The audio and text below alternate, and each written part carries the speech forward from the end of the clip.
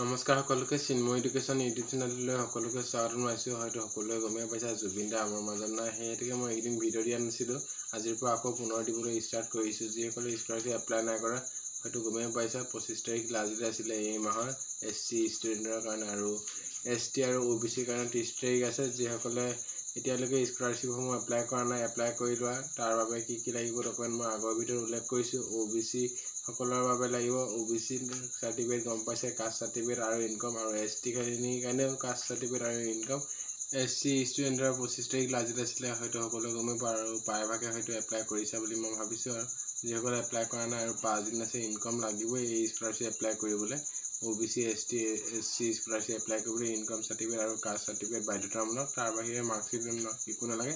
কিন্তু যিসকলে থাৰ্ড চেমত পঢ়ি আছে ইচ্ছানুৰে নাপালা সেইসকলে মাৰ্কশ্বিটৰ পাৰ্চেণ্টেজ দিব লাগিব। ছেকেণ্ড চেমত কিমান পাৰ্চেণ্টেজ পাইছিলে সেইটো দিব লাগিব। CGPটো আচলতে পাৰ্চেণ্টেজলৈ কনভাৰ্ট কৰি পিনি তোমালোকে দিব লাগিব।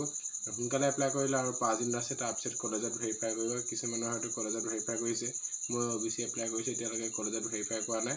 30 তাৰিখৰ পাছত কলেজে ভেৰিফাই কৰিব, তাৰপাছত ডিষ্ট্ৰিক্ট নোডাল অফিচাৰ ভেৰিফাই কৰিব। তাৰপিছত যদি মেৰিট লিষ্ট চিলেক্ট হওঁ তেতিয়া পে'মেণ্ট পাম। যিসকলে এপ্লাই নাই কৰা কৰি ল'বা। মই আগলৈ স্কলাৰশ্বিপ ৰিলেটেড ভিডিঅ' দি যাবলৈ চেষ্টা কৰিম। যিসকলে মোৰ চেনেলটো এতিয়ালৈকে ছাবস্ক্ৰাইব কৰা নাই প্লিজ এটা ছাবস্ক্ৰাইব কৰি দিবা, কিয়নো তোমালোকৰ এটা ছাবস্ক্ৰাইবে আগলৈ ভিডিঅ' বনাই যোৱাত উৎসাহিত কৰে। আকৌ লগ পাম নতুন এটা ভিডিঅ'তে। আজিলৈ আহিছোঁ, ধন্যবাদ।